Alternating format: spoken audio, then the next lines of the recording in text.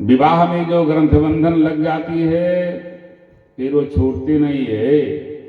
छूटे न अधिक अधिक आरझाई, वो गांठ खुलती नहीं है और फंसती चली जाती है। अब ऐसा फंसती है, फंसा देती है कि हाँ उसी में व्यस्तता में जीव ये व्यस्त हो जाता, जो करना चाहिए वो कर नहीं पाता।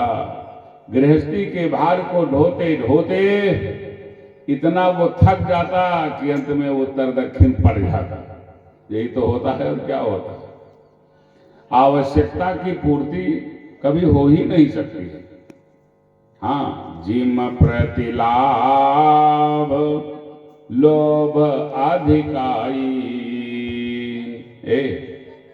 जितना लाभ होता जाता है उतने और लोभ बढ़ता जाता है। 3,000 वाले अपन काम चलावत हैं, 10,000 वाले परेशान रहते हैं, और जो 1 लाख वाले हैं वो और परेशान रहते हैं। सब मेंटेन ही करे है, अंत में सब यही पे धरा रह जाता। हाँ अंत में सब यहीं पे रह जाता है और फिर पूरा मेंटेन कहो ढंग पे तो बन नहीं पाता है। गजब की है लीला है ये। शुकाचार्य सुखदेव जी परीक्षित से कहते हैं, राजर्षि, भगवान का विवाह रुक्मिणी जी के साथ में जब हुआ, द्वारिका में ही घरे में विवाह। हाँ, और घराती और बाराती सब एक ही रहे। जैसे आजो काल होए लागे बस चलो होटल ले ली, वो आए वो अपन एक कमरा, वो अपन एक कमरा, बाकी घराती बाराती चाहे इधर रहे चाहे उधर रहे, सबके भोजन एक है। हाँ, और एक मेरा नाचो है।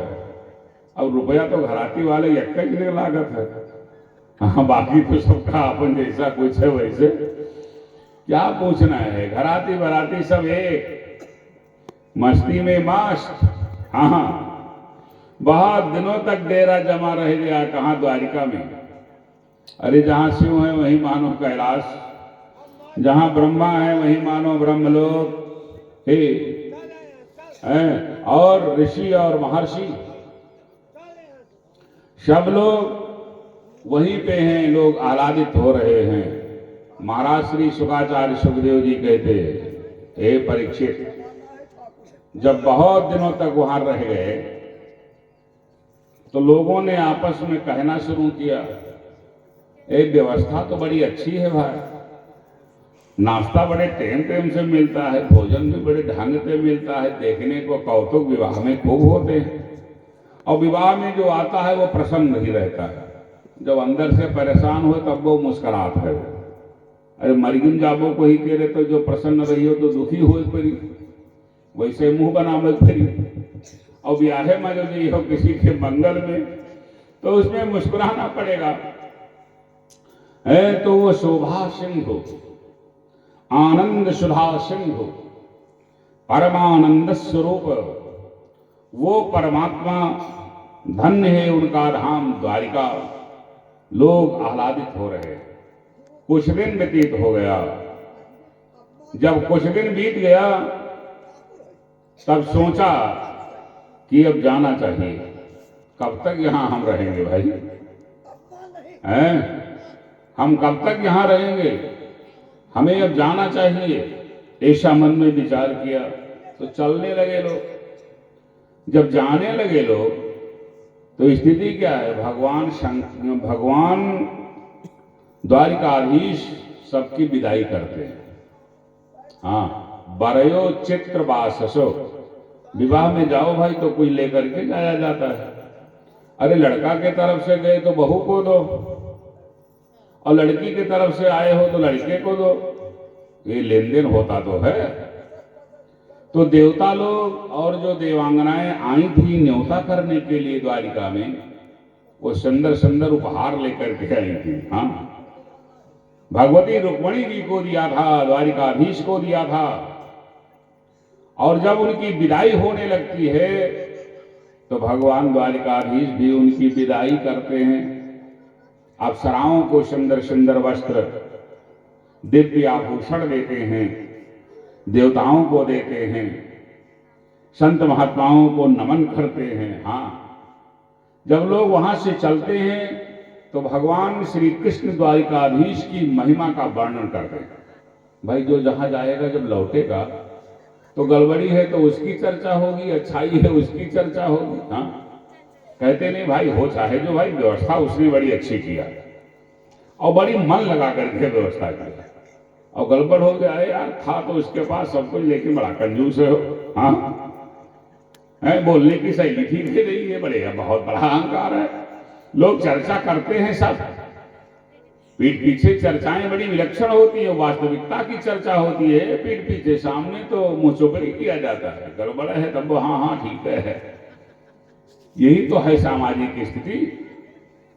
तो भगवान द्वारिकाधीश के यहां से जब देवता लोग चले, देवांगनाएं चले, ऋषि और महर्षि लोग जब चले, ब्राह्मण लोग अपने अपने स्थान को जब जाने लगे, भगवान यथोचित विदाई करते हैं। सुखदेव जी कहते बरयो चित्रवाससो, हाँ, नरा नार्याश्च मुदितः, नर और नारी सब मुदित हैं। मुद मतलब आनंद, मुदम आनंदम, कैसा आनंद, जैसे मोदक शब्द है तो मास्टर जी, मोदक, मोदक मतलब लड्डू। और कौन लड्डू, जो खाए पर आनंद आवत। हाँ, अच्छा नीक लागे नहीं कि ज्यादा चीनी भरी हो, चाहे खोवा का लड्डू है, हाँ, चाहे बूंदी का लड्डू है, हाँ, मोदक कहते हैं कि जो आह्लादित कर देने वाला है।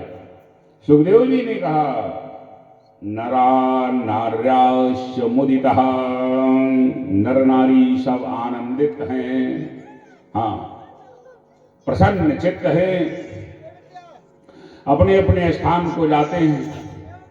कुछ समय जब और व्यतीत हो गया तो विवाह हुए कल्याण नहीं है। विवाह के बाद में कुछ होती, का होती, लड़का होती, चाहे लड़की हो चाहे लड़का, कोई संतान हो भाई। हाँ, तब है तो नहीं, 2-4 साल बीतेगा वह तुरंत मुही मुआ आयो, कुछ सुन नहीं पड़ा आखिर मामला क्या है हो। हाँ, ये स्थिति होती है।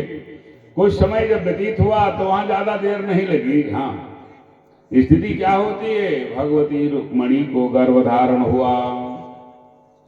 तो गर्भ में कौन आया है, साक्षात कामदेव।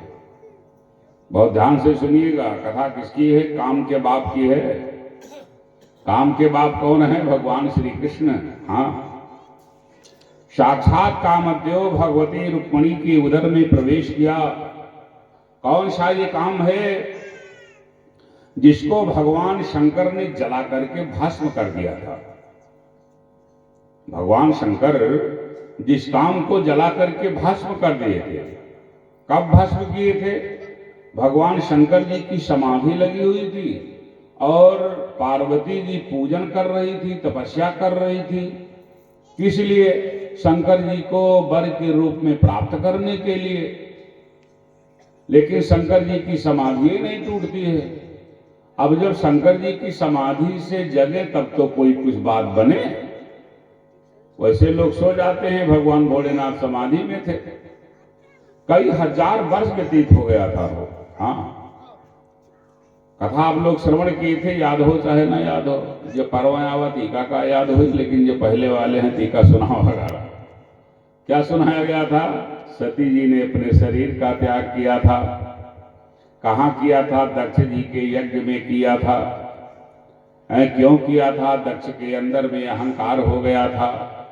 उन्होंने सती का और शंकर का बहिष्कार किया था। उसके फलस्वरूप यज्ञ विध्वंस होती है, दक्ष के बकरे का सिर लगता है।